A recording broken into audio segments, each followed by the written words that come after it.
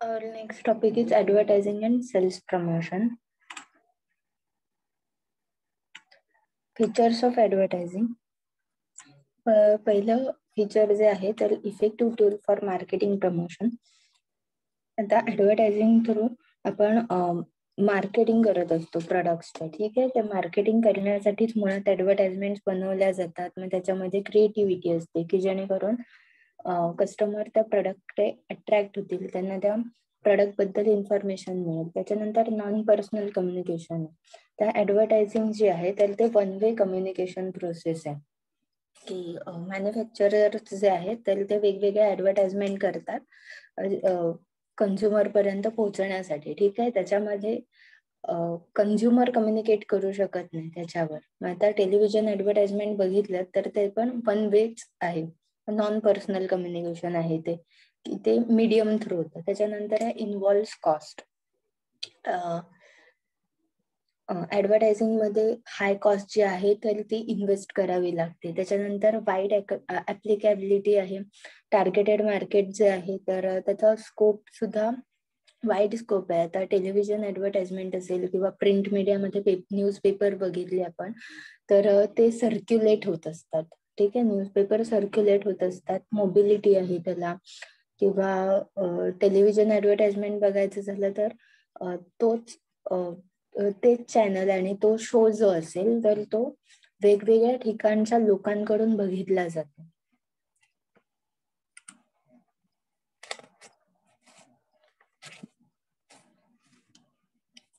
त्याच्यानंतर व्हॅरिड objective. Multiple objective त्याच्यामुळे आपल्याला कव्हर करता येतात, जसं की ब्रँड इमेज इम्प्रूव्ह करता येते, कॉम्पिटिशन फेस करता येते. त्याच्यानंतर टार्गेटेड ऑडियन्स जो आहे तर त्यांचा सेल्स इन्क्रीज करता येतो, पब्लिकला एज्युकेट करता येतं. नेक्स्ट आहे मल्टिपल फॉर्म्स ऑफ एक्सप्रेशन. तर मल्टिपल फॉर्म्स आहेत ऍडव्हर्टायझिंग मध्ये. जसं रेडिओ ऍडव्हर्टाइजमेंट बघितली आपण तर रेडिओ ऍडव्हर्टाइजमेंट जी आहे तर ती ऑडिओ फॉर्म मध्ये आहे. टेलिव्हिजन बघितलं तर ऑडिओ व्हिज्युअल फॉर्म मध्ये आहे. न्यूजपेपर जर बघितलं किंवा मॅगझिन बघितलं तर तो प्रिंट मीडिया रिटर्न फॉर्मॅट मध्ये आहे. यूज ऑफ मीडिया जो आहे तर यूज ऑफ मीडियामध्ये आउटडोअर मीडिया किंवा ऑडिओ व्हिज्युअल मीडिया जो आहे तर त्याच्या थ्रू मेसेज कन्व्हे केला जातो. मग त्याचं युटिलायझेशन वेगवेगळ्या पद्धतीने केलं जातं. काही पॅम्पलेट सर्क्युलेट केले जाऊ शकतात किंवा बिलबोर्ड्स आहेत. टेलिव्हिजन आणि रेडिओ तर नेहमीच एक्झाम्पल आहे. त्याच्यानंतर ऍडव्हर्टायझिंग इज अन आर्ट. प्रत्येक ऍडव्हर्टाइजमेंट जी आहे तर ती वेगवेगळी असते. ठीक आहे, त्याच्यामध्ये क्रिएटिव्हिटी असते. एक बेसिक एक्झाम्पल बघायचं झालं तर वोडाफोनची जी ऍडव्हर्टाइजमेंट केली जायची तर त्याच्यात झुझू यूज केले जायचे. ठीक आहे, म्हणजे ती क्रिएटिव्हिटी होती. त्याच्यानंतर आहे इलेमेंट ऑफ ट्रूथ. त्याच्यामध्ये त्या मेसेज मधून त्यांचे जे काही प्रॉमिसेस आहेत तर ते कस्टमर पर्यंत पोहोचवतात. फॉर एक्झाम्पल 30 मिनिट्स डिलिव्हरी असेल किंवा by one get one free असेल किंवा 30% of in limited time span, ह्यासारख्या ऍडव्हर्टाइजमेंट ज्या केल्या जातात तर ह्या काय करतात की इन्फॉर्मेशन जे आहे तर ती पोहोचवतात आणि त्या बेसिसवर कस्टमर सुद्धा मार्केटमध्ये जाऊन त्या पद्धतीने ते प्रॉडक्ट परचेस करतात, त्याच्याबद्दल इन्क्वायर करतात.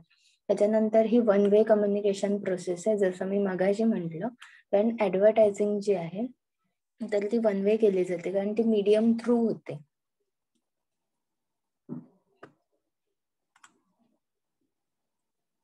नेक्स्ट आहे role of advertising in IMC. त्याच्यामध्ये पहिलं आहे डिमांड क्रिएशन.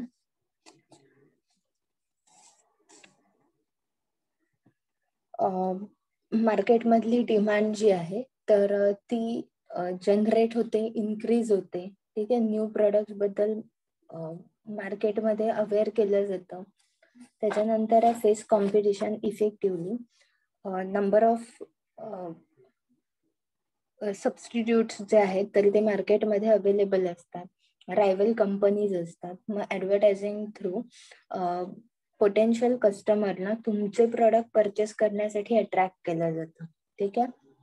टफ कॉम्पिटिशन जी आहे तरी ती ऍडव्हर्टायझिंग थ्रू पण दिली जाते, तरच सेल्स इन्क्रीज होतो. त्याच्यानंतर हेल्प्स टू बिल्ड गुडविल. ऑर्गनायझेशनचं गुडविल जे आहे मग ते ऍडव्हर्टायझिंग मीडिया आहे, त्यांची इमेज आहे, त्यांचं प्रेस्टिज आहे, प्रॉडक्ट्स काय पद्धतीचे सेल करतायत, त्याच्यातून बेनिफिट किती होत आहे. ठीक आहे. त्याच्यानंतर आहे acts as an support system for salesman. Sales person जेव्हा फेस टू फेस कम्युनिकेशन करतो किंवा क्लायंटला अप्रोच करतो, तर त्या ऍडव्हर्टाइजमेंटचा त्याला काय होतं, ऍज अ सपोर्ट म्हणून यूज होतो, की ह्या प्रोडक्टची ऍडव्हर्टाइजमेंट आमची ह्या चॅनलवर लागते किंवा ह्या न्यूजपेपरमध्ये ऍडव्हर्टाइजमेंट आहेत किंवा हे सोशल मीडियावरचं पॅम्पलेट आहे. ठीक आहे. त्याच्यानंतर कस्टमर अवेअरनेस. कस्टमर अवेअर होतो कारण वेगवेगळे प्रोडक्ट्स आहेत, त्याचे फीचर्स आहेत, नवीन नवीन सर्व्हिसेस मार्केटमध्ये येतात. त्याच्यानंतर आहे इलिमिनेट नीड फॉर मिडलमन. मिडलमनची जी नीड आहे तर ती इलिमिनेट होते, की प्रोड्युसर आणि कस्टमर हे डिरेक्टली ऍडव्हर्टाइजमेंट थ्रू कम्युनिकेट करू शकतात. ठीक आहे. कारण त्यांच्या कम्युनिकेशन प्रोसेसमध्ये अजून त्यांना थर्ड पर्सन कोणीही लागत नाही, म्हणून मिडलमन इलिमिनेशन. त्याच्यानंतर आहे improvement in standard of living. Naveen Naveen services असतील, प्रोडक्ट्स असतील तर ते मार्केटमध्ये अवेलेबल झाल्यामुळे फॉर बेटरमेंट ऑफ लिव्हिंग त्याचा यूज होतो. त्यामुळे स्टँडर्ड ऑफ लिव्हिंग जे आहे तर ते मेंटेन होतं, इम्प्रूव्ह होत जातं. त्याच्यानंतर आहे introduction of new products. Introduction of new product मध्ये नवीन प्रोडक्ट जेव्हा मार्केटमध्ये लॉन्च होतात किंवा नवीन मार्केटमध्ये एक्झिस्टिंग प्रोडक्ट लॉन्च होतात, तर त्या मार्केटमध्ये ते प्रोडक्ट नवीनच असतात. ठीक आहे. तर हे प्रोडक्ट अवेलेबल आहेत या मार्केटमध्ये आणि ह्या प्रोडक्टचा यूज काय आहे, त्याचे कॅरेक्टरिस्टिक्स काय आहेत, फीचर्स काय आहेत, तर त्यासाठी सुद्धा ऍडव्हर्टाइजमेंट खूप मोठा रोल प्ले करते. त्याच्यानंतर advantages and disadvantages of advertisement. Advantages to manufacturer. पहिला आहे इंट्रोड्युसिंग न्यू प्रोडक्ट इंट्रोड्यूस करता येतात इझिली.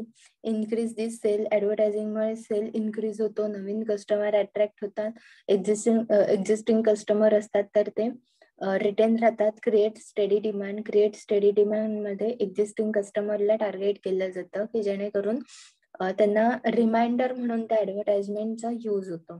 त्याच्यानंतर helps in facing competition. Continuous advertising जी आहे तर ती कॉम्पिटिटिव्ह ऍडव्हान्टेज घेऊ शकते, की जेणेकरून तुमच्या प्रोडक्टची, तुमच्या कंपनीच्या प्रोडक्टची इमेज कस्टमरच्या माइंडमध्ये बिल्ड होते आणि ते तुमचे प्रोडक्ट्स परचेस करायला लागतात. तुम्ही थोडक्यात ऍडव्हर्टाइजमेंटमुळे कॉम्पिटिटिव्ह किंवा रायव्हल कंपनीला डॉमिनेट करता ऍडव्हर्टाइजमेंटने. त्याच्यानंतर आहे इन्क्रीज दी गुडविल. फर्मचे प्रोडक्ट्स आणि कस्टमर्स जे आहेत तर ते क्वालिटी कस्टमर आणि प्रोडक्ट्स प्रोव्हाइड करत असतील तर त्यांचं गुडविल जनरेट होतं, रेप्युटेशन बिल्ड होतं. त्याच्यानंतर आहे इन्क्रीज दी मोरल. एम्प्लॉईज जे फर्म मध्ये काम करतात तर त्यांचं मोरल इन्क्रीज होतं, कारण ते हॅपी आणि सॅटिस्फाईड फील करतात की एका प्रेस्टिजियस आणि चांगल्या ऑर्गनायझेशन मध्ये आपण काम करतो, हे सॅटिस्फॅक्शन त्यांना मिळत असतं. त्याच्यानंतर आहे facilitates mass production. ऍडव्हर्टाइजमेंटमुळे sale increase झाल्यामुळे, डिमांड इन्क्रीज झाल्यामुळे मास प्रोडक्शन जे आहे तर ते करणं इझी होतं आणि ते लोअर कॉस्ट मध्ये सुद्धा प्रोड्यूस करता येतं. नेक्स्ट आहे advantages to wholesalers and retailers. पहिला आहे क्रिएट्स इझी सेल. होलसेलर आणि रिटेलर्सना जास्त मार्केटिंग करायची गरज लागत नाही, त्यांचं सेल इझिली होतं. त्याच्यानंतर इन्क्रीज दी टर्नओव्हर, त्यांना पण प्रॉफिट मेकिंग होतं, जास्तीत जास्त सेल्स होतो त्यांच्याकडे असलेल्या प्रोडक्ट्सचा. त्याच्यानंतर अट्रॅक्ट मोर कस्टमर, ऍडव्हर्टाइजमेंटमुळे जास्तीत जास्त कस्टमर जे आहेत तर ते अट्रॅक्ट होतात, डिमांड करतात ते प्रोडक्टसाठी, ते प्रोडक्ट सेल आउट होतात शॉपमधून. Increase the prestige of the store, reputed किंवा ब्रँडेड प्रोडक्ट्स जर स्टोअर मध्ये ठेवत असतील तर त्या स्टोअरचं प्रेस्टिज जे आहे तर ते वाढतं. ठीक आहे, म्हणजे आपण विचार करताना पण असा करतो की त्या शॉपमध्ये ब्रँडेड प्रोडक्ट्स मिळतात किंवा त्या शॉप मधले प्रोडक्ट्स क्वालिटी प्रोडक्ट्स असतात. ठीक आहे, त्याच्यानंतर आहे पब्लिसिटी, की माउथ पब्लिसिटी होते एक्झिस्टिंग कस्टमर कडून, कारण प्रत्येक गोष्ट आणि प्रत्येक क्वालिटी असलेली गोष्ट तिथे जर मिळत असेल तर कस्टमर त्यांचे प्रेफरन्सेस जे आहेत तर ते शेअर करत असतात, की जेणेकरून त्या दुकानामध्ये जाऊन बाकीचे कस्टमर पण परचेस करायला सुरुवात करतात. त्याच्यानंतर आहे advantages to salesman, creates a background, salesman साठी पण बॅकग्राऊंड क्रिएट होतो. जर ऍडव्हर्टाइजमेंट ज्या आहेत तर त्या कंटिन्युअस ब्रॉडकास्ट केल्या जात असतील वेगवेगळ्या मीडियम मधून. त्याच्यानंतर curtails the burden of the salesman job, त्याच्यावरचं जे बर्डन असतं की समोरच्याला कन्व्हिन्स करायचं, तर ते बर्डन जे आहे तर ते त्या ऍडव्हर्टाइजमेंट थ्रू शेअर केलं जातं, कारण ऍडव्हर्टाइजमेंट ऑलरेडी हाफ वर्क जे आहे तर ते डन करतं. त्याच्यानंतर लिस्ट एफर्ट, त्याला ते प्रोडक्ट इझिली सेल आउट करता येऊ शकतात, कन्व्हिन्स करायला जास्त वेळ लागत नाही जर बॅकग्राऊंड असेल ऍडव्हर्टाइजमेंटचा चांगला तर. त्याच्यानंतर आहे customers need can be studied, ऍडव्हर्टाइजमेंटमुळे कस्टमरची नीड काय आहे तर ती ऑलरेडी रिसर्च अँड डेव्हलपमेंट टीमने स्टडी केलेली असते. त्याच्याच बेसिसवर त्याच कॉन्फिडन्सने सेल्समन काय करू शकतो, कस्टमरला अप्रोच करू शकतो. त्याच्यानंतर आहे क्रिएट्स इंथुझियाझम, इंथुझियाझम मध्ये तो प्रोडक्टचं युटिलायझेशन आहे, त्याचं कॅरेक्टरिस्टिक आहे. आता ऍडव्हर्टाइजमेंट मध्ये सगळंच कॅरेक्टरिस्टिक्स असतील किंवा प्रोडक्ट युटिलायझेशन असतील तरी ते दाखवता येत नाहीत, कारण त्याला लिमिटेड टाइम स्पॅन असतो. तर तो ऍडव्हान्टेज जो आहे तर तो सेल्स पर्सनला मिळतो. त्याच्यानंतर आहे advantages to the customers. First आहे creates awareness about the existence of various products,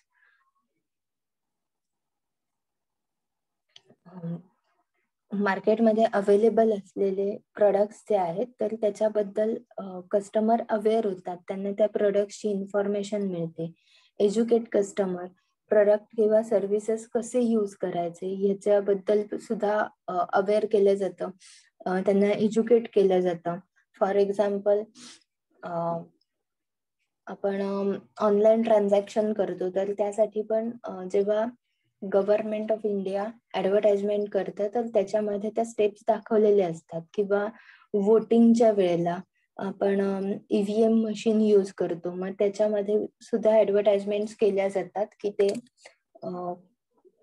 त्याच्यातले जे बटन्स प्रेस करायचे आहेत त्याचा सिक्वेन्स कसा असेल, कसं ते चेक करायचंय की तुम्ही वोट दिलेलं कन्सिडर केलं गेलंय की नाही. ठीक आहे, त्यासाठी पण ऍडव्हर्टाइजमेंट केल्या जातात. तर हा बेनिफिट आहे कस्टमरसाठी. त्याच्यानंतर आहे utility of existing products, existing प्रोडक्ट्सची कम्प्लीट युटिलिटी जी आहे तर ती सुद्धा आपल्याला कळायला सोपी जाते ऍज अ कंझ्युमर.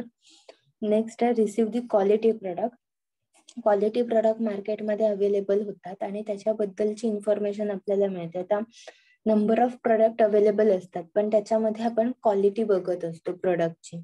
ठीक आहे, त्याच्यानंतर convince, customer made up his mind after watching the advertisement, की कन्व्हिन्स होतात तिथे ऍडव्हर्टाइजमेंट बघून की आपल्याला हे प्रोडक्ट परचेस करायचंय. त्याच्यानंतर आहे फेअर प्राइजेस, गुड्सच्या किंवा सर्व्हिसेसच्या प्राइजेस ज्या आहेत तर त्या सुद्धा ऍडव्हर्टाइजमेंट मधून कळतात.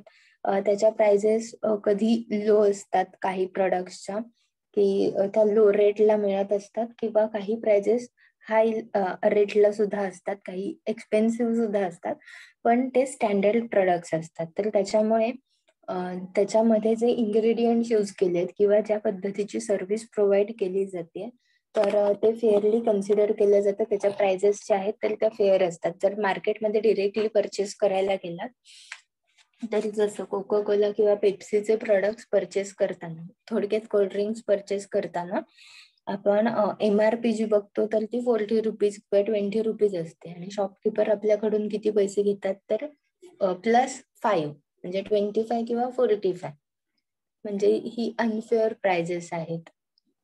याच्यानंतर आहे contact between producers and customer.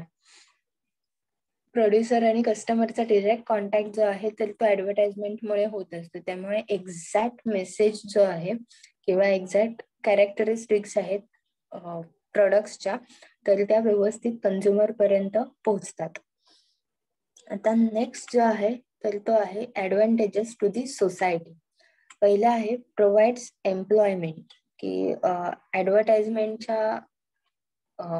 ऍडव्हर्टाइजमेंटमुळे किंवा मग त्याच्यामध्ये बरेचसे रोल आहेत. ऍडव्हर्टाइजमेंट एजन्सीज खूप जास्त बिल्डअप होत आहेत, किंवा प्रिंट मीडिया सुद्धा आहे. तर व्हेरियस पर्पजसाठी एम्प्लॉयमेंट अपॉर्च्युनिटी जी आहे तर ती जनरेट होते. त्याच्यामुळे प्रोव्हाइड्स एम्प्लॉयमेंट. त्याच्यानंतर आहे promote the standard of living. Innovative creative products जे आहेत तर ते मॅन्युफॅक्चर तयार करतात, आणि ते प्रोडक्ट्स कन्झ्युमरला यूज करता येऊ शकतात. क्वालिटी प्रोडक्ट्स केल्यानंतर त्यांचे स्टँडर्ड ऑफ लिव्हिंग जे आहे तर ते इम्प्रूव्ह होणार आहे. त्याच्यानंतर एज्युकेट पीपल, जसं मग अशी म्हटलं की EVM मशीनच्या बाबतीत जशी ऍडव्हर्टाइजमेंट केली जाते की ते कसं यूज केलं गेलं पाहिजे, तर एज्युकेट पीपल हा पण एक वे आहे त्यातला. त्याच्यानंतर sustains the press and other media.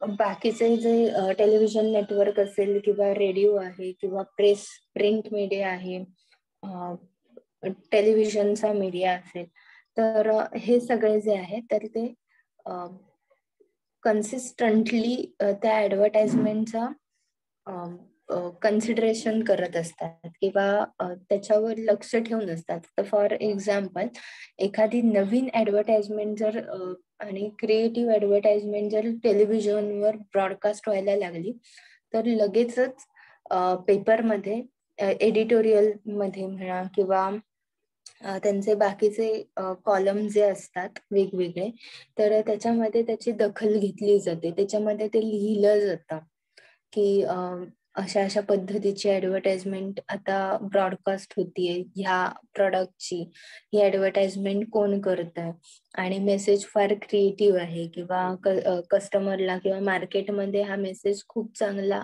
खूप जास्त आवडतोय, पॉप्युलर आहे वगैरे. त्याच्यानंतर आहे stimulates research and development. Research and development जो आहे तर तो कंटिन्युअसली वर्क करत राहतो. त्याच्यानंतर promote art and culture. Art advertisement मध्ये आर्ट असतं, कारण क्रिएटिव्हिटी, इनोव्हेशन ह्या सगळ्या गोष्टी त्याच्यामध्ये आपण बघितल्या. याच्यामध्ये पण एक्झाम्पल आहे की वोडाफोनच्या ऍड मध्ये झुझू जे आहेत तर ते दाखवले गेले होते. त्याच्यानंतर कल्चर जर बघायला जाल तर काही ऍडव्हर्टाइजमेंट किंवा काही प्रोडक्ट्स जे आहेत तर ते तसेच दाखवले जातात. मग अगरबत्ती सारखं प्रोडक्ट जर असेल तर ते त्या कल्चरला कन्सिडर करून दाखवलं जातं. किंवा बाकीचे जे प्रोडक्ट्स आहेत, आता अमूल सारखं प्रोडक्ट आहे, तर आपल्या इथे कल्चरल व्हरायटी आहे, ठीक आहे, डायव्हर्सिटी आहे. तर प्रत्येक जण तेच प्रोडक्ट यूज करतो आणि त्यांचे ते टेस्ट प्रेफरन्सेस आहेत. मग ही कल्चरल ऍडव्हर्टाइजमेंट केली जातात. प्रत्येक कल्चरचा पर्सन त्याच्यामध्ये दाखवला जातो. ठीक आहे. आता डिसएडव्हान्टेजेस ऑफ ऍडव्हर्टाइजमेंट. तर ह्याचे डिसएडव्हान्टेजेस काय आहेत, तर पहिला इन्व्हॉल्व्ह हायर कॉस्ट. ऍडव्हर्टाइजमेंटसाठी खूप जास्त कॉस्ट पे करावी लागते, स्पेंड करावी लागते. त्याच्यानंतर आर्टिफिशियल लिव्हिंग.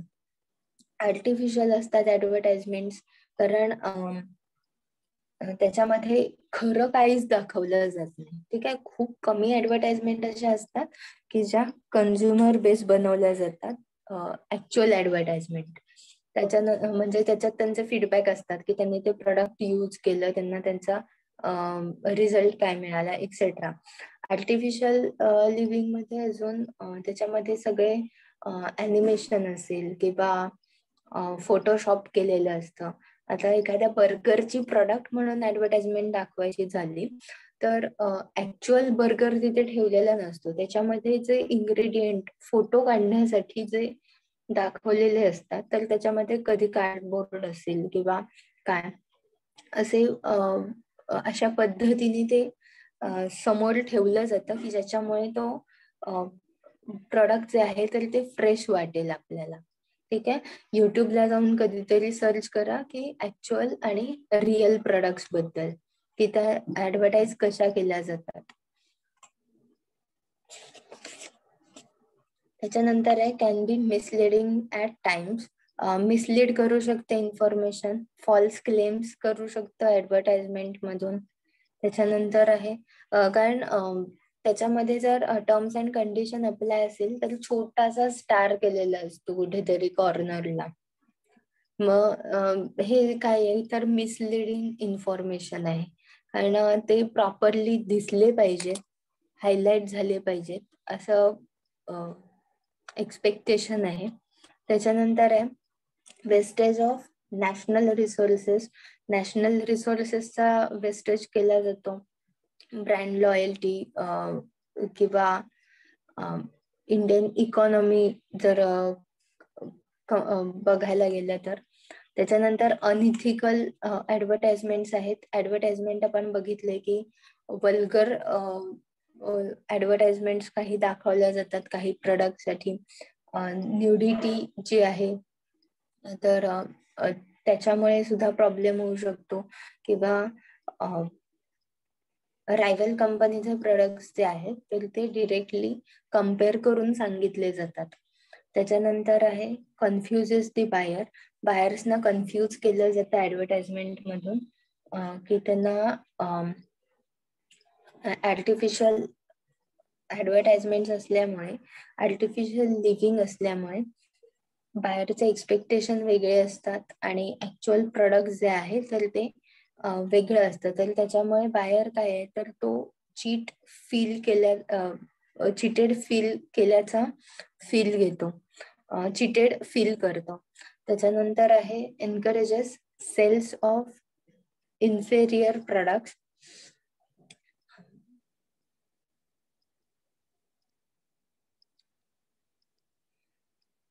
जास्तीत जास्त सुपेरियर आहे प्रोडक्ट ह्या पद्धतीने ऍडव्हर्टाइजमेंट केल्या जातात, लाईक इंडियाज नंबर 1 चॉईस किंवा एक्सेट्रा ह्या पद्धतीने, की भारत की पसंत या पद्धतीने क्लेम केले जातात, की जेणेकरून त्यांच्या प्रोडक्ट जे आहेत तर ते खरंच चांगले आहेत समजून कंझ्युमर ते प्रोडक्ट बाय करायला जातात. म्हणजे चुकीच्या पद्धतीने ऍडव्हर्टाइजमेंट केली जाते, मेसेज चुकीच्या पद्धतीने फ्रेम केले जातात. त्याच्यानंतर आहे types of advertising. Types of advertising मध्ये पहिला आहे कंझ्युमर ओरिएंटेड ऍडव्हर्टायझिंग.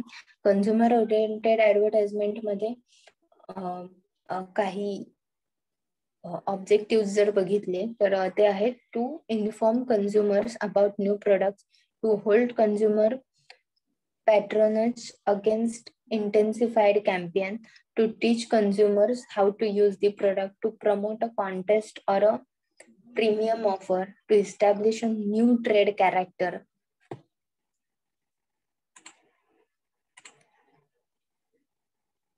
तर असे वेगवेगळे ऑब्जेक्टिव्ह जे असतात, मग ते डिरेक्ट मार्केटिंग आपण म्हणू शकतो त्या प्रोडक्टच्या, की नवीन प्रोडक्टची इन्फॉर्मेशन असेल किंवा त्याचं युटिलायझेशन कसं आहे, त्याच्यावर ऑफर्स काय आहेत, तर हे कंझ्युमर ओरिएंटेड ऍडव्हर्टाइजमेंट असतात.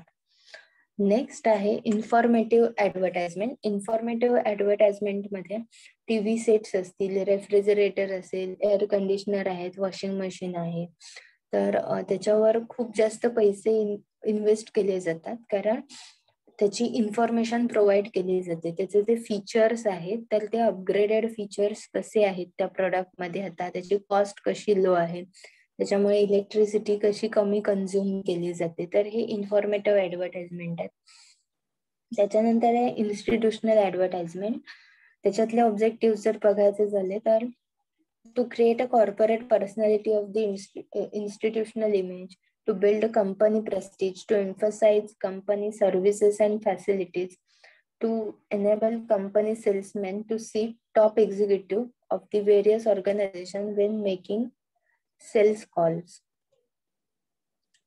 त्याच्यामध्ये कॉर्पोरेट पर्सनॅलिटी जी आहे किंवा इन्स्टिट्यूशनची ऍडव्हर्टाइजमेंट केली जाते की ते जेणेकरून त्यांची कॉर्पोरेट इमेज बिल्ड होईल.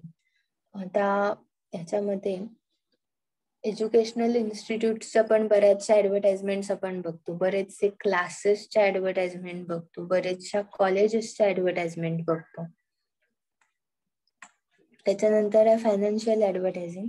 फायनान्शियल ऍडव्हर्टायझिंग मध्ये बँक असेल किंवा बाकीच्या फायनान्शियल इन्स्टिट्यूट्स असतील तर त्याच्या ऍडव्हर्टाइजमेंट ज्या आहेत तर त्या फायनान्शियल ऍडव्हर्टाइजमेंट मध्ये येतात, कारण त्याच्यामध्ये इन्व्हेस्टमेंट असेल किंवा बाकीचे रिस्क अँड बेनिफिट असेल किंवा गोल्ड लोनच्या ऍडव्हर्टाइजमेंट असतील ह्याच्यात. त्याच्यानंतर आहे क्लासिफाईड ऍडव्हर्टायझिंग. क्लासिफाईड ऍडव्हर्टायझिंग मध्ये आपण न्यूजपेपर जर कन्सिडर केला, ठीक आहे, न्यूजपेपरचं एक्झाम्पल कन्सिडर करूया. त्याच्यामध्ये फक्त मिडल पेज जे आहे तर त्याच्यात फक्त ऍडव्हर्टाइजमेंटचं पेज असतं. त्या पेजमध्ये त्यांनी क्लासिफिकेशन केलेलं असतं. रिअल एस्टेटच्या ऍडव्हर्टाइजमेंट वेगळ्या असतात, मॅट्रिमोनियलच्या ऍडव्हर्टाइजमेंट वेगळ्या असतात, त्याच्यानंतर जॉब रिलेटेड ऍडव्हर्टाइजमेंटचा कॉलम वेगळा असतो, ठीक आहे. हे काय क्लासिफिकेशन ऑफ ऍडव्हर्टाइजमेंट. त्याच्यानंतर आहे गव्हर्नमेंट ऍडव्हर्टाइजमेंट. गव्हर्नमेंट जे ऍडव्हर्टाइजमेंट करतात, आता कोविड-19चे ऍडव्हर्टाइजमेंट असेल, पोलिओ साठीचे ऍडव्हर्टाइजमेंट आहे, ड्रिंकिंग वॉटर साठी आहे, एड्स आहे, एन्व्हायरमेंटल पोल्युशन आहे, एक्सेट्रा. हे गव्हर्नमेंट कडून केल्या जाणाऱ्या ऍडव्हर्टाइजमेंट. त्याच्यानंतर आहे direct response advertisement. Direct response advertisement मध्ये एखाद्या प्रोडक्टवर काही ऑफर असतील, इन्सेंटिव्ह ऑफर असतील, फ्री गिफ्ट असतील, स्पेशल डिस्काउंट असतील, तर त्या ऍडव्हर्टाइजमेंट ज्या केल्या जातात ते डायरेक्ट रिस्पॉन्स ऍडव्हर्टाइजमेंट असतात. त्याच्यानंतर आहे types of media use for advertising. आता कुठले कुठले मीडिया यूज केले जातात ऍडव्हर्टाइजमेंट मध्ये, तर पहिलं आहे direct mail. Mailing list prepare for this purpose, circulate letters, folders, calendars, booklets, catalogs are sent under this type of advertisement. तुम्हाला सुद्धा नंबर ऑफ मेल्स येत असतील की तुम्ही एखाद्या स्पेसिफिक आउटलेट मध्ये गेला असाल, तिथे तुमचे पर्सनल डिटेल्स दिले असतात, तर त्यामुळे ते डिटेल्स यूज करून ते तुम्हाला काय करतात, डायरेक्ट मेल करतात. त्यांचं नवीन सर्क्युलेशन असेल, पॅम्पलेट असेल, तर ते तुमच्या मेल बॉक्स मध्ये येतं, ठीक आहे. त्याच्यात मेरिट्स अँड डिमेरिट्स बघायचे झाले तर मेरिट्स आहे डायरेक्ट कॉन्टॅक्ट विथ कन्झ्युमर. कन्झ्युमरशी डिरेक्टली कॉन्टॅक्ट केला जातो. Detail information with regard to product can be send to buyers. Detail information share केली जाऊ शकते बायरला. आणि greatly helpful in arousing their interest in the product, की त्यांचा इंटरेस्ट त्या प्रोडक्ट मधला वाढवण्यासाठी हेल्प होते. तर समजा आपण इथे जर एक्झाम्पल कन्सिडर केलं डायरेक्ट मेलचं, तर तुम्ही एखाद्या व्हेकल आउटलेटला जर व्हिजिट केली असेल आणि तिथे पर्सनल डिटेल्स दिले असतील, तर नवीन व्हेकल आल्यानंतर त्याच्या रिलेटेड जे काही ब्रोचर असेल किंवा पॅम्पलेट असेल तर ते तुमच्या मेल बॉक्स मध्ये येतं. त्या डिमेरिट्स जर बघायचं झालं तर इट हॅज लिमिटेड ऍक्सेस. ठीक आहे, ह्याच्यामध्ये small number of buyers cover होणार आहेत, कारण तुमच्याकडे इन्क्वायरीसाठी आलेल्या किंवा तुम्हाला सर्वे करताना जितक्या लोकांकडून मिळालंय पर्सनल डिटेल्स तितक्याच लोकांना तुम्ही अप्रोच करू शकता. प्रत्येक टार्गेटेड कन्झ्युमरला नाही अप्रोच करता येणार. त्याच्यानंतर difficulties in preparing and maintaining up to date mailing list. Mailing list up to date ठेवणं डिफिकल्ट आहे. त्याच्यानंतर not suitable for every type of product. प्रत्येक प्रोडक्ट साठी ही मेथड सुटेबल नाहीये. त्याच्यानंतर आहे न्यूजपेपर्स अँड मॅगझिन्स. न्यूजपेपर आणि मॅगझिन मेरिट्स बघायला गेलं तर न्यूजपेपर डेली न्यूजपेपर असतात, काही वीकली सुद्धा असतात. त्याच्यानंतर मॅगझिन्स जे आहेत तर ते डेली, बाय वीकली, वीकली किंवा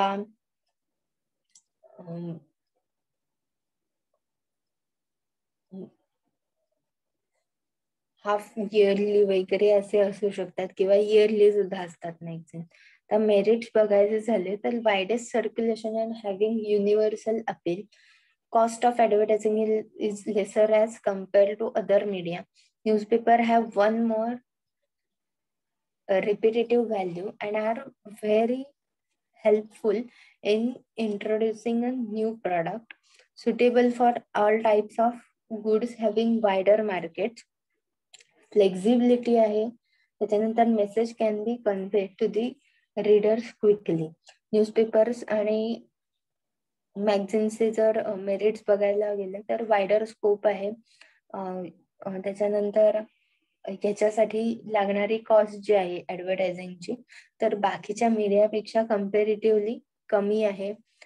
रिपिटेटिव्ह व्हॅल्यू जी आहे तर ती जास्त आहे. नवीन प्रोडक्ट्स इंट्रोड्यूस करण्यासाठी हे मीडियम चांगलं आहे. फ्लेक्झिबिलिटी आहे. जर काही चेंजेस करायचे असतील ऍडव्हर्टाइजमेंट मध्ये तर ते करता येऊ शकतात. त्याच्यानंतर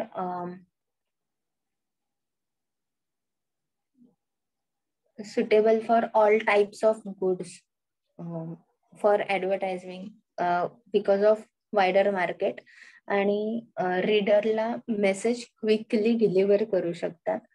डिमेरिट्स जर बघितलं तर have shorter life and are suitable for not suitable for illiterate people. की एकतर शॉर्टर लाईफ स्पॅन आहे की एखादं मॅगझिन पर्सन किती वेळा वाचणार आहे तर फार तर एकदा किंवा दोनदा.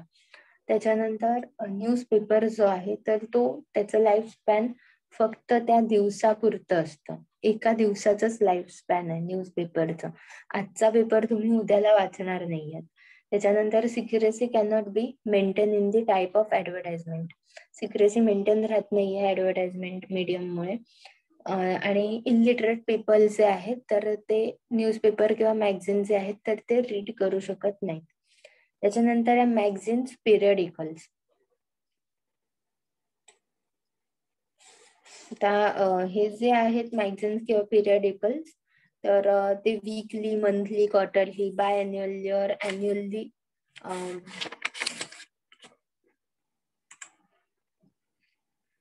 आता merits there are exclusive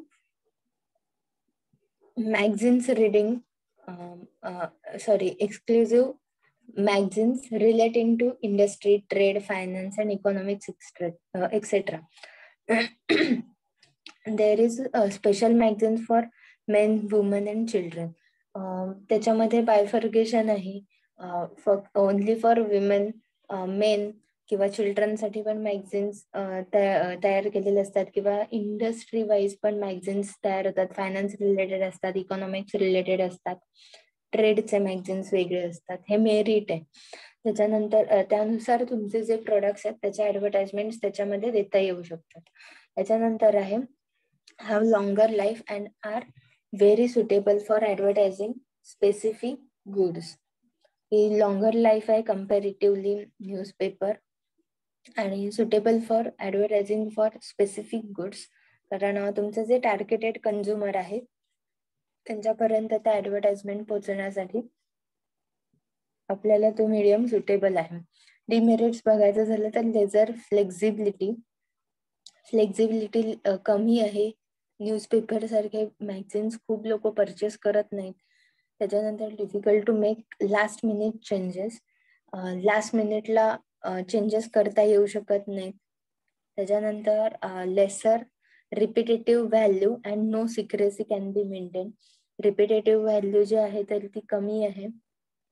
cost of advertising is higher as compare to newspaper. Newspaper पेक्षा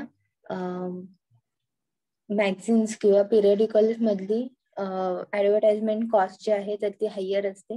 कारण क्वालिटी ऑफ पेपर, त्याच्यानंतर त्याच्यात यूज केली जाणारी इंक जे आहे त्याची क्वालिटी, तर त्याच्यामुळे ते ऍडव्हर्टाइजमेंट जे आहे तर त्या हाय असतात. Not always suitable for introducing new product. नवीन प्रोडक्ट इंट्रोड्यूस करण्यासाठी हे दरवेळी सुटेबल असेलच असं नाहीये. नेक्स्ट आहे radio advertising.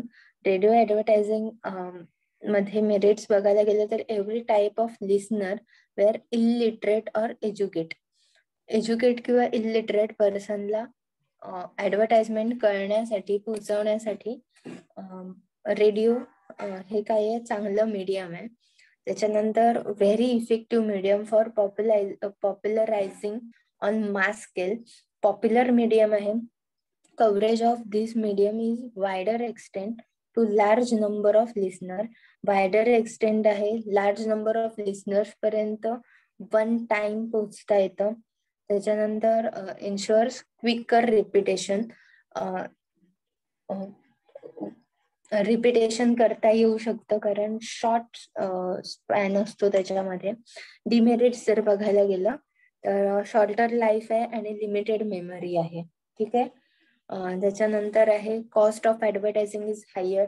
Advertising cost high आहे. Message may not be listen properly by the listener. Listener व्यवस्थित मेसेज ऐकतीलच असं नाहीये.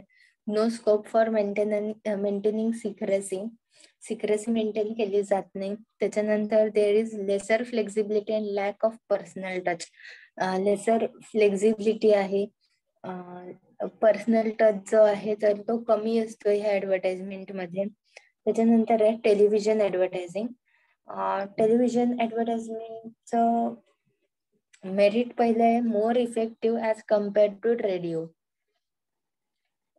त्याच्यानंतर अकाउंट टू पिक्चरियल प्रेझेंटेशन, की त्याच्यामध्ये ऑडिओ व्हिज्युअल इफेक्ट्स जे आहेत तर ते असतात. त्याच्यामुळे पिक्चरियल प्रेझेंटेशन जे आहे तर ते व्यवस्थित कळू शकतं. त्याच्यामुळे डिमेरिट्स मध्ये बिग कन्सर्न्स ओनली, की मोठे ऑर्गनायझेशन किंवा कंपनी आहे तर त्यांनाच ह्या ऍडव्हर्टाइजमेंट करता येऊ शकतात. त्याच्यानंतर आहे shorter life span and limited coverage. Life span shorter असतो आणि कव्हरेज लिमिटेड आहे. कारण जर आपण टेलिव्हिजन ऍडव्हर्टाइजमेंट बघायला गेलं तर मॅक्सिमम 10 to 15 सेकंड्सची ऍडव्हर्टाइजमेंट असते एक, आणि त्या टाइम स्पॅन मध्ये ते चॅनल त्या वेळेला किती लोक बघत असतील तर पण ते लिमिटेड कव्हरेज आहे. त्याच्यानंतर back reference to the advertisement can not be made after its presentation. त्याचा रेफरन्स जो आहे तर तो ऍडव्हर्टाइजमेंट नंतर कोणी कन्सिडर करत नाही. त्याच्यानंतर duration of advertisement is very limited. Duration कमी असतं, जसं मी म्हंटल 10 ते 15 सेकंड हार्डली ऍडव्हर्टाइजमेंट साठी एका दिलेले असतात. त्याच्यानंतर आहे फिल्म ऍडव्हर्टायझिंग. फिल्म ऍडव्हर्टायझिंग मध्ये मूवीज मध्ये जेव्हा एखादं प्रोडक्ट किंवा सर्व्हिसेस दाखवल्या जातात, त्या ऍडव्हर्टाइज केल्या जातात, तर त्या फिल्म ऍडव्हर्टाइजमेंट त्याच्यामध्ये मेरिट्स आहेत repetitive value but not to the same viewers, की मूवी आपण जितक्या वेळा बघणार तर समजा एखादा मूवी रिलीज झाला तर त्यावेळेला जो ऑडियन्स असेल तर नेक्स्ट टाइमला तो ऑडियन्स चेंज होणार आहे. ठीक आहे. त्याच्यामुळे रिपिटेटिव्ह व्हॅल्यू जी आहे तर ती नाहीये ह्याला. एक ऑडियन्स एकदाच किंवा हार्डली दोनदा बघेल मूवी. त्याच्यानंतर आहे limited which benefit the local population only. Local population साठी आहे आता एखाद्या फिल्म मध्ये तर ती ज्या लँग्वेजची फिल्म आहे, ज्या रिजन मध्ये रिलीज होणार आहे तेवढीच लोक ते बघू शकणार आहेत ऍडव्हर्टाइजमेंट. त्याच्यानंतर आहे demerit very costly medium involving higher distribution. Very costly आहे कारण फिल्म मेकिंगची कॉस्ट पण खूप हाय असते, त्याच्यामुळे त्याच्यात ऍडव्हर्टाइजमेंट करणं हाय कॉस्ट आहे. त्याच्यानंतर effectiveness can not be measure properly. त्या ऍडव्हर्टाइजमेंटचा इफेक्टिव्हनेस प्रॉपरली मेजर केला जाऊ शकत नाही. त्याच्यानंतर film making is a time consuming process. Film making time consuming process आहे. एखाद्या फिल्मला एक दीड 2 वर्ष सुद्धा जाऊ शकतात फिल्मिंग किंवा बनवण्यासाठी. तर तोपर्यंत तो मनी आहे ऍडव्हर्टाइजमेंटचा तर तो ब्लॉक होणार आहे. त्याच्यानंतर आहे आउटडोअर ऍडव्हर्टायझिंग. आउटडोअर ऍडव्हर्टायझिंग मध्ये आपण posters, play card, painted display जे आहेत तर ते यूज करतो.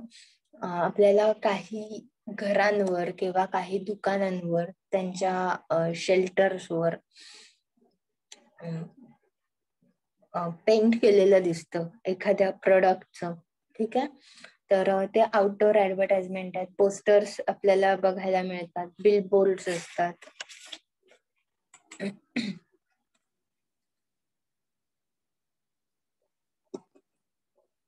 मेरिट जर बघायचे झाले तर this is most effective medium of advertising. हे इफेक्टिव्ह मीडियम आहे कारण ते इझिली विजिबल असतं आणि बऱ्याच ठिकाणी पेंटेड किंवा डिस्प्ले केल्यामुळे ते लक्षात राहतं. त्याच्यानंतर कन्झ्युमेबल and house hold articles.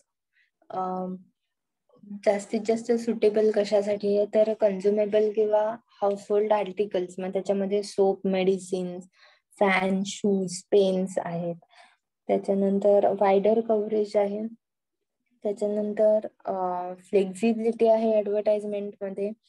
Laser time and effort on the part of advertiser to undertake the medium.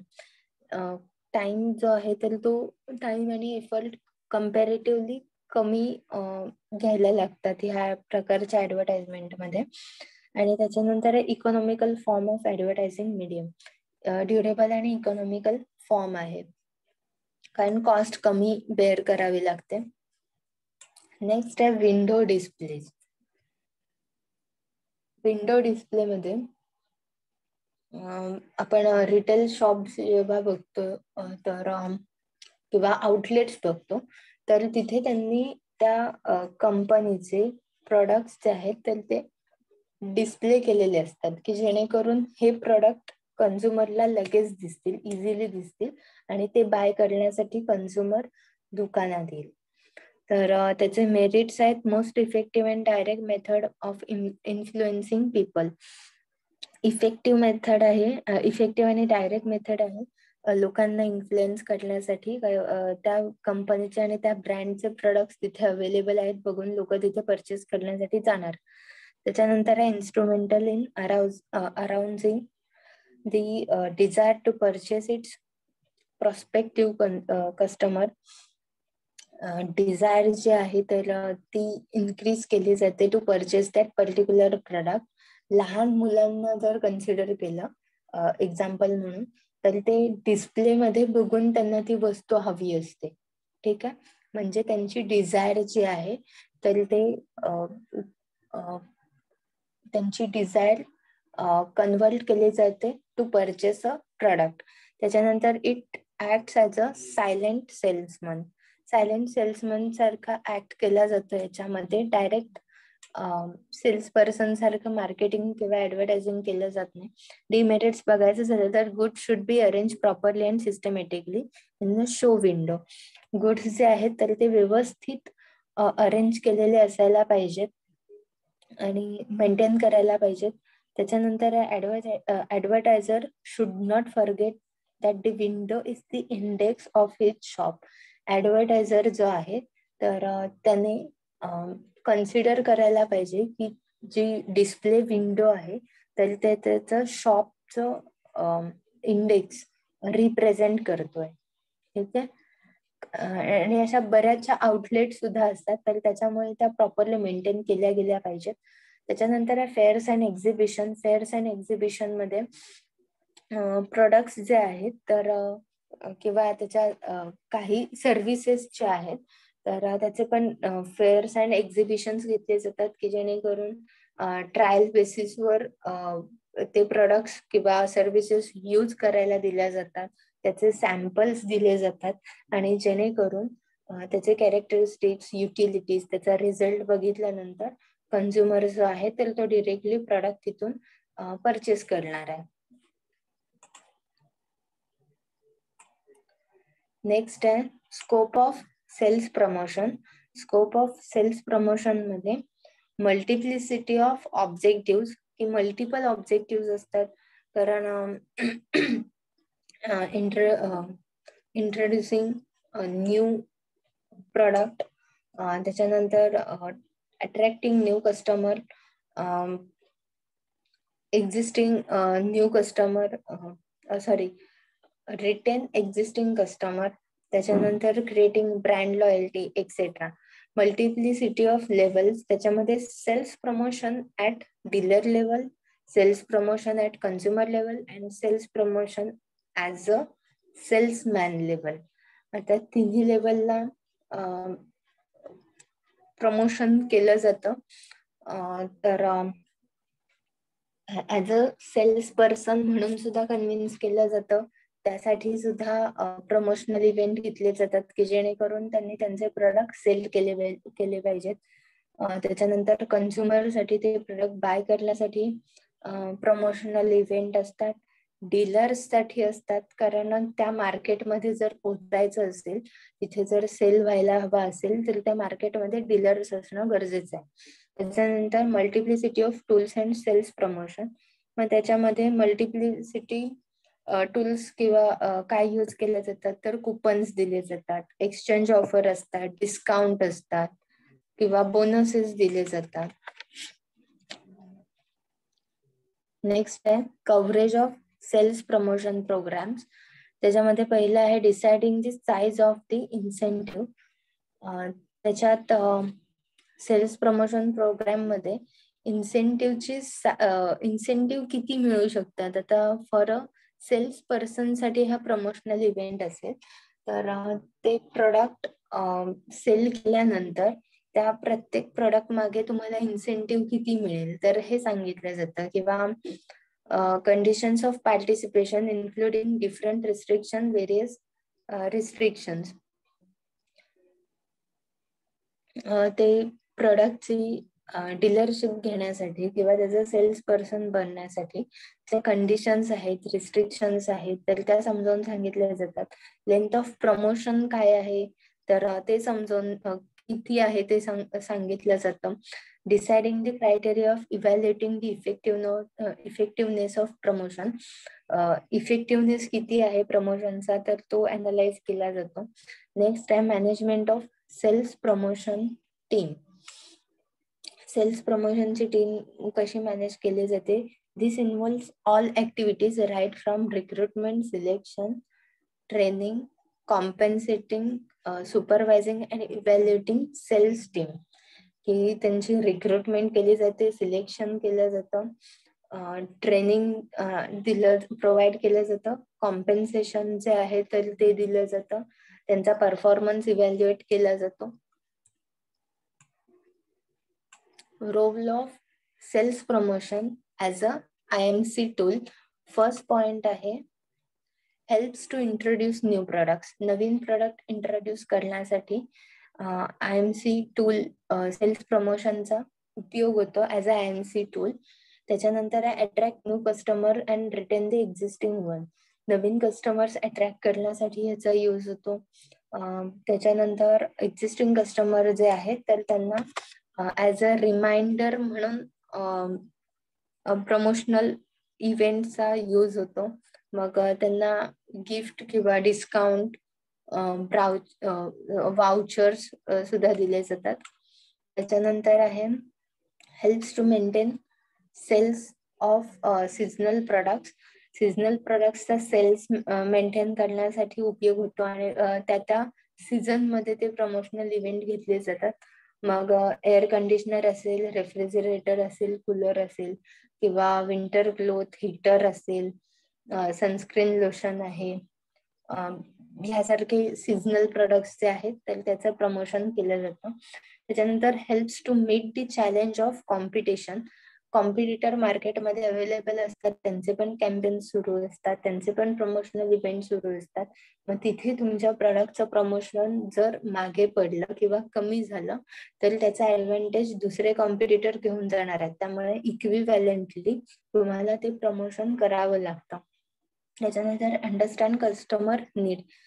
कस्टमरच्या feedback किंवा रिव्ह्यूज घेतल्यानंतर तुम्हाला त्यांचं नीड जी आहे तर ती लक्षात येते किंवा त्यांचे डिझायर लक्षात येतात की जेणेकरून तुम्ही त्या पद्धतीने प्रॉडक्ट मध्ये चेंजेस कराल किंवा सर्व्हिसेस मध्ये चेंजेस कराल.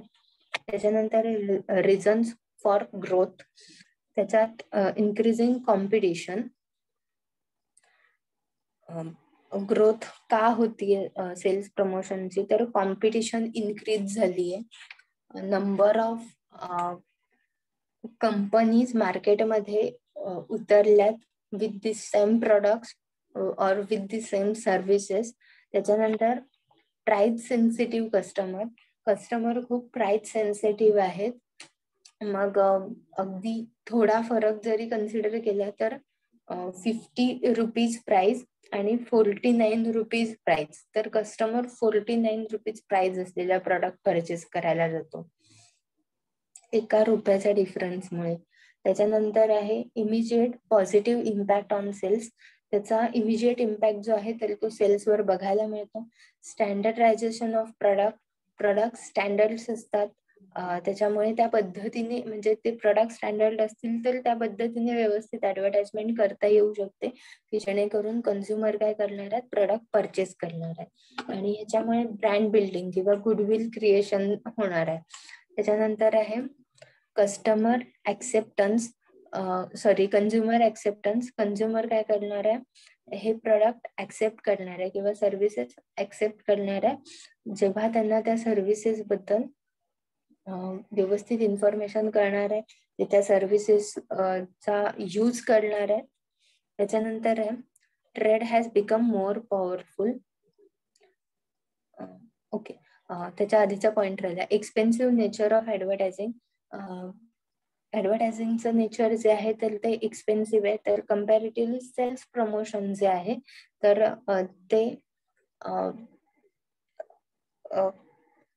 जास्त इफेक्टिव्ह आणि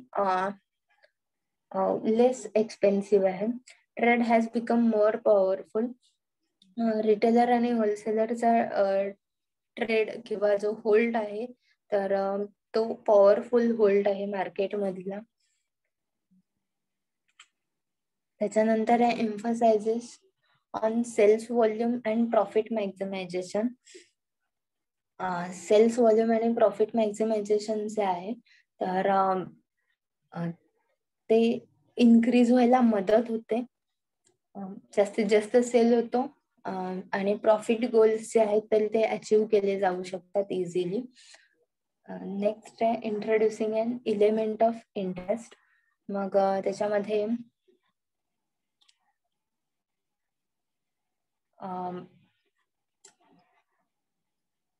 सॅम्पल असेल, कॉन्टेस्ट असेल किंवा फ्री प्रीमियम असतील तर ह्या पद्धतीने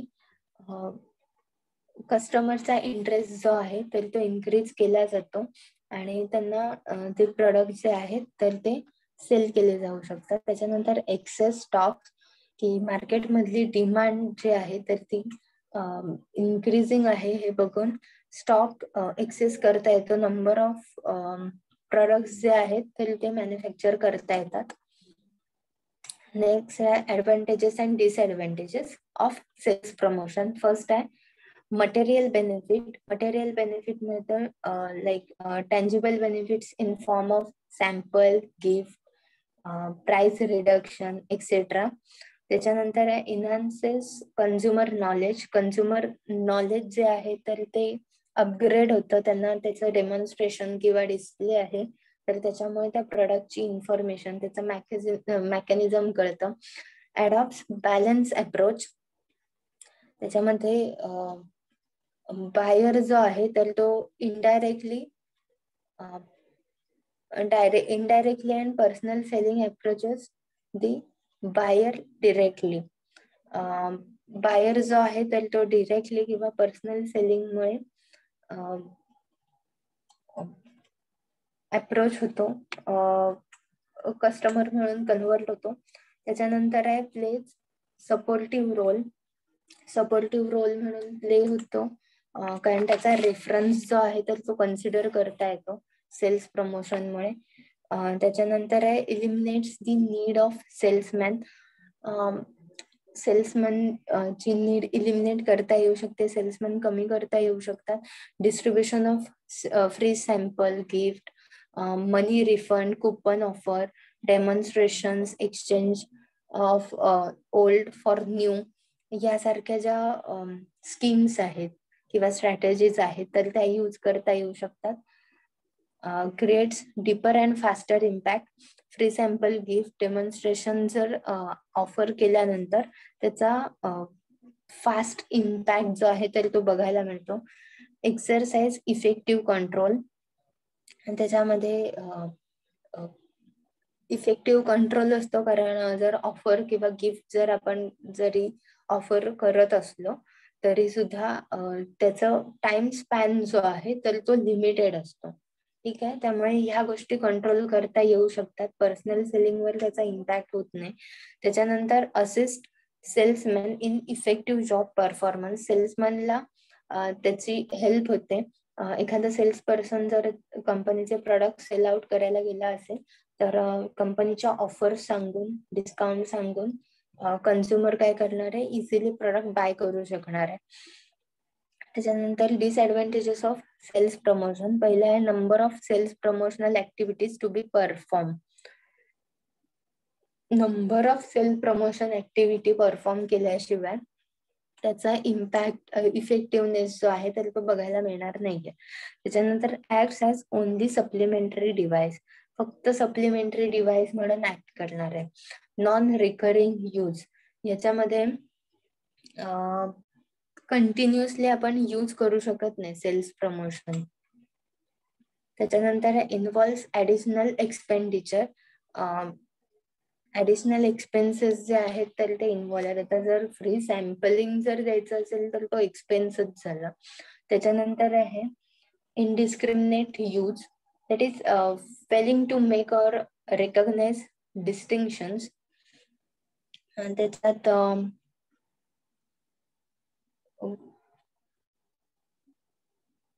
लॉंगर पिरियड साठी, कारण लिमिटेड पिरियड साठीच ह्या ऑफर असतात. लॉंगर पिरियड साठी ह्या ऑफर यूज करता येणार नाही. तर 30% ऑफ किंवा फ्री सॅम्पल किंवा गिफ्ट जे आहे तर ते स्पेसिफिक टाइम पिरियड साठी त्या ऑफर्स असतात.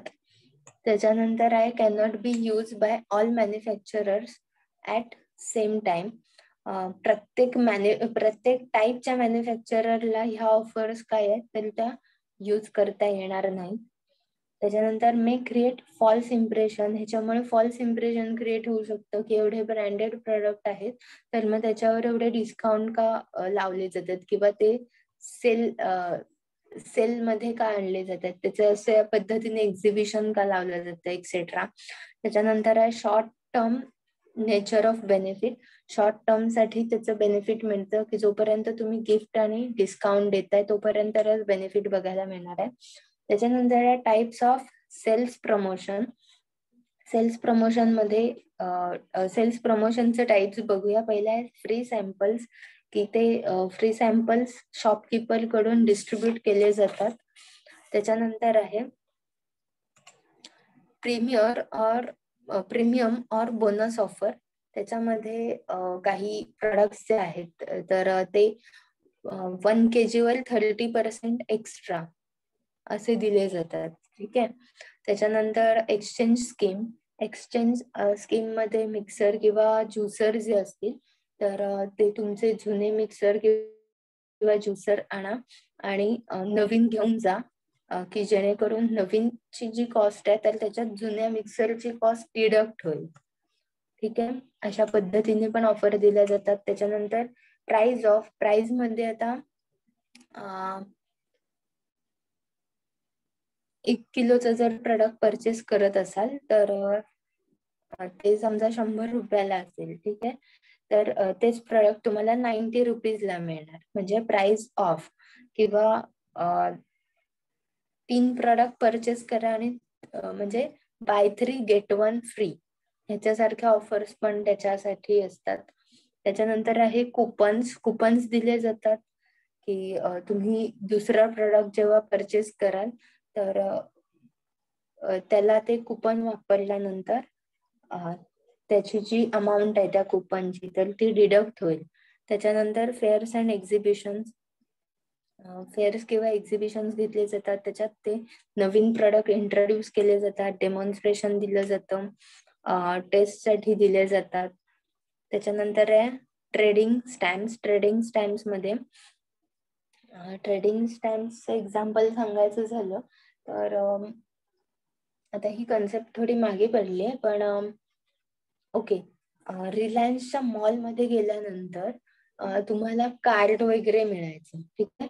किंवा बिग बाजारचं पण कार्ड मिळायचं. आता ते मोबाईल नंबर वरून ऑपरेट करतात, पण आधी ते कार्ड द्यायचे आणि तेच कार्ड तुम्ही बाकीच्या रिलायन्स म्हणजे जेव्हा जेव्हा रिलायन्स मॉलमध्ये जाल तर ते कार्ड दिल्यानंतर तुम्हाला त्याच्यावर 10% ऑफ, 15% ऑफ, जे काही त्यांचं त्या कार्डवर डिस्काउंट ऑफर असतील तर त्या मिळायच्या. ठीक आहे. त्याच्यानंतर स्क्रॅच अँड विन ऑफर बऱ्याचशा FMCG प्रोडक्ट्स वर तुम्हाला बघायला मिळते.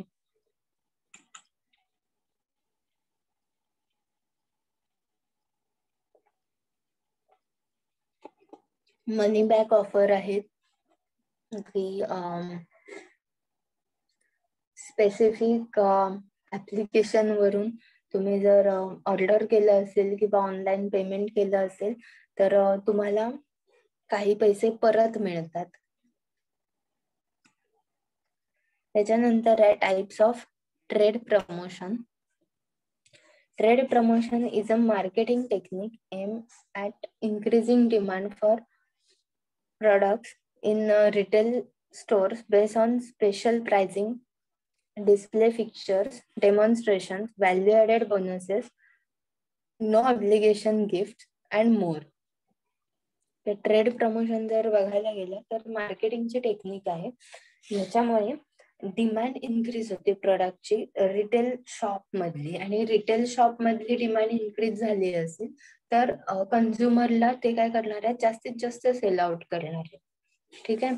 आता त्याच्यामध्ये टाइप्स जर बघायला घेतले आपण तर ते आहे इनस्टॉल डिस्प्ले मध्ये promotional fixtures in retail stores, की रिटेल शॉप मध्ये तसे फिक्स्चर्स बनवले जातात. ठीक आहे. म्हणजे तसे स्टॅच्यू असेल किंवा मोठा कार्डबोर्डचा फोटो असेल, त्या पद्धतीने ते डिस्प्ले केलं जातं. आता त्याच्यात पॉइंट ऑफ सेल डिस्प्ले आहे. त्याच्या पॉइंट ऑफ सेल डिस्प्ले मध्ये कॅशियर जो आहे तर त्याच्याजवळ तो डिस्प्ले केलं जातं, की जेणेकरून कॅश काउंटर जवळ गेल्यानंतर ते त्या प्रोडक्ट बद्दल लक्षात येईल. त्याच्यानंतर फ्लोअर स्टिकर्स लावले जातात.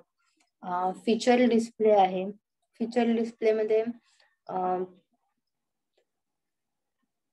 रॅकवर असेल किंवा वॉलवर ते कसं युटिलाइज केलं गेलं पाहिजे त्याचे युजेस काय आहेत तर ते डिस्प्ले केले जातात. त्याच्यानंतर स्पेशल रॅक्स ठेवले जातात. त्याच प्रोडक्ट साठी ते रॅक बनवले, म्हणजे त्याच प्रोडक्ट साठी ते रॅक अलोकेट केले जातात. त्याच्यानंतर आहे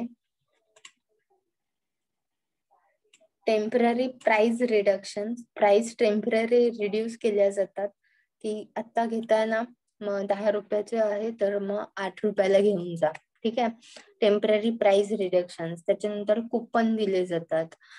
कंटेस्ट किंवा स्वीपस्टेक्स आहेत. कॉन्टेस्ट घेतल्या जातात.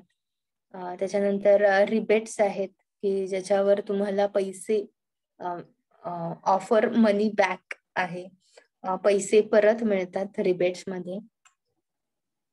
त्याच्यानंतर प्रीमियम्स आहेत, गिफ्ट मिळतात, सॅम्पलिंग आहे, सॅम्पल्स म्हणून प्रोडक्ट मिळतात. त्याच्यानंतर objective of consumer and trade promotion. त्याच्यात पहिलं आहे तर ते induce consumer to buy the product. कन्झ्युमरला अट्रॅक्ट केलं जातं ते प्रोडक्ट परचेस करण्यासाठी. त्याच्यानंतर reward consumer for brand loyalty. कन्झ्युमरच्या कन्सिस्टंट परचेसवर त्यांना रिवॉर्ड दिलं जातं. फॉर एक्झाम्पल, जवळजवळ 15 ते 18 वर्षापूर्वी एक स्कीम होती पार्लेजीची, की पार्लेजीचे बिस्किट पुडे, जे 5 रुपयाचे बिस्किट पुडे असायचे, तर त्याचे जे रॅपर्स आहेत तर ते 100 रॅपर जर जमा करून रिटेलरकडे दिले तर रिटेलर कडून आपल्याला 100 रुपीज परत मिळायचे. म्हणजे ही काय होती, ब्रँड रॉयल्टी होती, की तुम्ही पार्लेजीचंच प्रोडक्ट परचेस करत राहताय. ठीक आहे. त्याच्यानंतर हे एक एक्झाम्पल झालं की ब्रँड लॉयल्टी कशी मिळू शकते. त्याच्यानंतर आहे encourage consumers to buy large quantities of product. कन्झ्युमरला एनकरेज केलं जातं की large quantity of product purchase करण्यासाठी, जसं की बाय 3 गेट 1 फ्री, मग किंवा बाय 4 गेट 1 फ्री, ह्यासारख्या ऑफर दिल्या जातात. त्याच्यानंतर रिॲक्ट टू कॉम्पिटिटर एफर्ट. कॉम्पिटिटरचे एफर्ट जे आहेत मग त्याच्यामध्ये रिबेट ऑफर असतील किंवा त्या प्रॉडक्टवर दुसरं प्रॉडक्ट फ्री दिलेलं असेल, तर ह्या पद्धतीने मार्केटिंग केलं जातं, ट्रेड प्रमोशन केलं जातं. त्याच्यानंतर ऍड्स आहेत supplementary to personal selling and advertising. Supplementary म्हणून सपोर्ट करतं पर्सनल सेलिंगला किंवा ऍडव्हर्टाइजमेंट मध्ये. त्याच्यानंतर आहे to increase sales during off season. Off season मध्ये सेल इन्क्रीज करता येऊ शकतं. त्याच्यामध्ये जर आता ऑफ सीझन रेफ्रिजरेटर जर परचेस करायला गेलं तर त्याच्या प्राइसेस ज्या आहेत तर त्या कमी असणार आहेत. त्यात जर समर सीझन मध्ये रेफ्रिजरेटर्स परचेस करायला गेलं तर हाय प्राइसेस असणार आहेत. त्यामुळे ऑफ सीझनला सुद्धा सेल इन्क्रीज करता येऊ शकतं. त्याच्यानंतर trade promotions executed in retail between manufacturers and retailers. त्याच्यात convince retailers to carry forward manufacturers product. रिटेलर्सना कन्व्हिन्स करतात की मॅन्युफॅक्चररचे प्रोडक्ट जे आहेत तर ते जास्तीत जास्त सेल करण्यासाठी. त्याच्यानंतर reduce the manufacturers inventories and increase the distributors or retailers inventories. म्हणजे जास्तीत जास्त इन्व्हेंटरी किंवा ते प्रोडक्ट जे आहेत तर ते त्यांच्या गोडाऊन मध्ये असतात किंवा त्यांच्या शॉप मध्ये असतात, जेणेकरून ते जास्तीत जास्त सेल केले जातील. त्याच्यानंतर आहे support advertising and consumer sales promotion. ऍडव्हर्टायझिंगला आणि कन्झ्युमर सेल्स प्रमोशनला सपोर्ट केलं जातं. Encourage retailers either to give the product favourable shelf place. रिटेलर्सना एनकरेज केलं जातं की प्रॉपर डिस्प्ले होणारी आणि स्पेशल शेल्फ जी आहे तर ती त्या प्रॉडक्टसाठी अवेलेबल करून देण्यासाठी. त्याच्यानंतर emphasises on product sales and create brand awareness. Product sales increase झाला पाहिजे, ब्रँड अवेअरनेस जो आहे तर तो झाला पाहिजे. जास्तीत जास्त पोटेन्शियल कस्टमर पर्यंत ते प्रोडक्ट पोहोचलं पाहिजे, ते प्रोडक्ट अवेलेबल आहे हे त्यांच्यापर्यंत गेलं पाहिजे. त्याच्यानंतर serve as a reward for past sales effort. Reward दिलं जातं. जो रिटेलर आहे तर त्याला मनी असेल किंवा गिफ्ट असेल तर ते दिलं जातं की जेणेकरून तो अजून जास्तीत जास्त सेल करेल त्या प्रोडक्ट्सचा, आणि बाकीचे रिटेलर्स पण त्याच्याकडे बघून तितके एफर्ट्स घेतील. त्याच्यानंतर आहे strategies for consumer promotion and trade promotion. आता पुश आणि पुल स्ट्रॅटेजीज आहेत ह्याच्यामध्ये. Push strategy involves taking the product directly to the customer through any means, ensuring the customer is aware of brand at the point of purchase. The term push strategy describes the work of a manufacturer of a product needs to perform to get the product to the customer. याच्यामध्ये consider केलं जातं की customer जो आहे तर त्या product बद्दल, त्या ब्रँड बद्दल अवेअर आहे आणि डिरेक्टली त्याला at the point of purchase त्या प्रॉडक्ट बद्दल, त्या ब्रँड बद्दल अवेअर केलं जातं की हे ब्रँड सुद्धा आमच्याकडे अवेलेबल आहे किंवा हे प्रॉडक्ट सुद्धा अवेलेबल आहेत. आता ह्याच्यामध्ये जास्तीत जास्त FMCG प्रॉडक्ट जे सेल आउट केले जातात तर ते पुश स्ट्रॅटेजी मध्ये सेल केले जातात. म्हणजे फॉर एक्झाम्पल जर बघायचं झालं तर तुम्ही एखादा मसाला घ्यायला गेला तर रिटेलर काय विचारतो की एव्हरेस्टचा आहे, एव्हरेस्टचा देऊ का? ठीक आहे, म्हणजे ते काय करतात की पुल स्ट्रॅटेजी यूज करतात, पुश स्ट्रॅटेजी यूज करतात की तो ब्रँड ऐकलेला असतो, तो ब्रँड चांगला आहे हे माहिती असतं आणि समोरचा रिटेलर जो आहे तर ते तुम्हाला काय करत असतो, त्या ब्रँड बद्दल विचारत असतो. ठीक आहे. त्याच्यानंतर आहे example of push tactics. Trade show promotion to encourage retailer demand, direct selling to consumer in showroom or face-to-face negotiation with retailers to stock the required products, efficient supply chain allowing retailers and efficient supply packaging designed to encourage purchase, point of sale display, etc. हे काय आहेत push स्ट्रॅटेजीचे tactics आहेत की discount दिला जातो bulk purchase वर किंवा negotiate केलं जातं. पॅकेजिंग जे आहे तर ते अट्रॅक्टिव्ह असतं जेणेकरून ते प्रोडक्ट परचेस केले जाऊ शकतात किंवा पॉइंट ऑफ सेल डिस्प्लेमुळे ते प्रोडक्ट परचेस केले जातात. त्याच्यानंतर आहे pull strategy. It involves encouraging customers to purchase a particular brand. Pull strategy refers to the customer actively seeking out the product and retailers placing order for stock due to direct customer demand. A pull strategy requires a higher visible brand which can be developed through mass media advertising or a similar tactics. If customer want a product, the retailer will stock it due to the demand created for it. It forms the very basis of the pull strategy.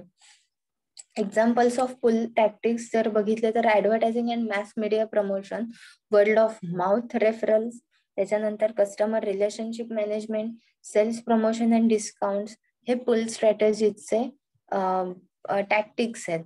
मग ह्याच्यामध्ये आपण Adidas किंवा Nike सारखे ब्रँड्सच्या advertisement consider करू शकतो किंवा mouth publicity consider केली तर रॉयल एनफिल्ड सारखं प्रोडक्ट आहे की जे पुल स्ट्रॅटेजी मध्ये येतं. ठीक आहे. त्याच्यानंतर सेल्स प्रमोशन कॅम्पेन जे आहे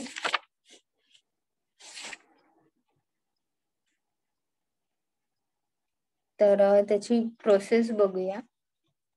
पहिलं आहे identify the target market. Target market identify करणं ही पहिली स्टेप आहे, की ते मार्केट आयडेंटिफाय केल्याशिवाय तुम्हाला जी स्ट्रॅटेजी जे आहे तर ती डिफाईन करता येणार नाहीये.